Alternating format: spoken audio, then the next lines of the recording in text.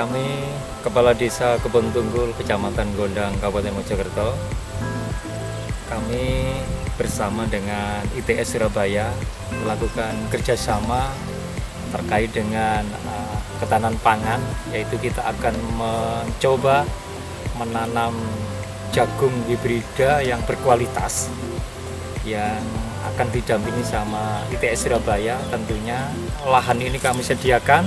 Kami akan mencoba untuk desa kami dijadikan sebuah rujukan pembibitan baik untuk pakan ternak dan untuk kebutuhan yang lain. Intinya kerjasama pemerintahan desa dengan ITS ini senantiasa kami tunggu dan kita lanjutkan sejauh mana bila perlu nanti perlu dibangun pabrik di sini, kami siap untuk menyediakan lahannya juga.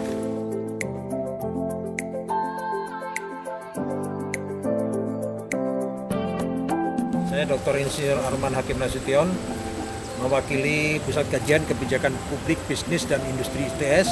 Dalam hal ini melakukan kerjasama dengan Desa Kebon Tunggul, Lembah Becirang untuk program ketahanan pangan Indonesia. Kita akan melonsing jagung hibrida yang dikomando oleh Dr. Muryono.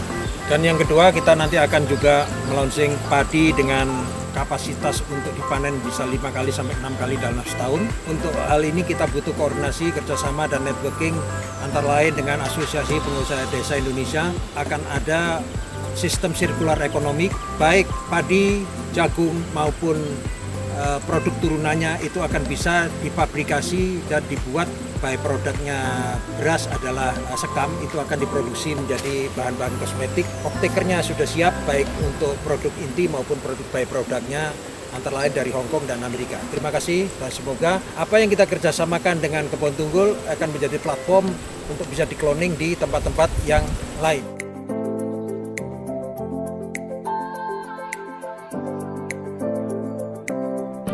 Sebelumnya perkenalkan, nama saya Dr. Muhammad Muryono.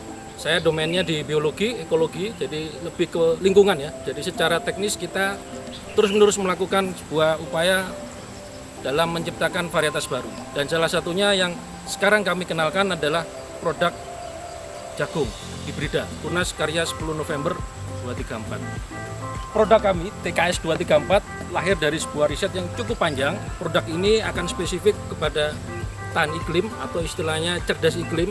Selain dari tahan terhadap lingkungan tadi, terutama yang berkaitan kepada iklim yang cukup ekstrim, tahan kekeringan, tahan terhadap penyakit gulai. Jadi ini juga tahan terhadap gulai dan pastinya produktivitasnya tinggi.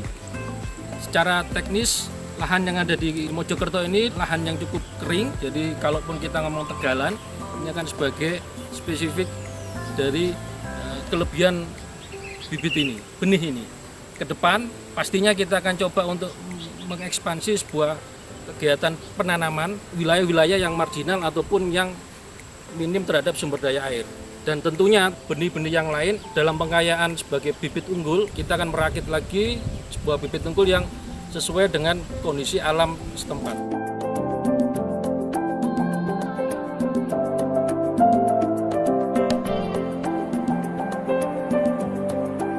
Kami sudah melakukan penanaman awal dengan didampingi sama Pak Muryono selaku tim penggagasnya, ya, penggeraknya dan penggiatnya di lapangan sebagai pendamping kami, dan tentunya para petani-petani yang ada di sini nanti kami ajak untuk bergabung menjadi kelompok tani dan menanam bibit hibrida yang berkualitas ini. Ya paling tidak nanti bibit kita yang kita tanam ini hasil panennya itu melimpah, warna bijinya juga bagus, kokoh juga dan tahan sama penyakit-penyakit putih itu. Insya Allah nanti ini yang diharapkan petani, karena hari ini petani juga melihat kondisi di lapangan banyak tanah-tanah di sini ini yang sakit. Mungkin dengan kita nanti menanam bibit hibrida yang unggul, yang berkualitas, yang hasil dari karya anak bangsa dari ITS ini, mudah-mudahan nanti akan menambah pendapatan, termasuk juga akan menambah perekonomian yang ada di desa.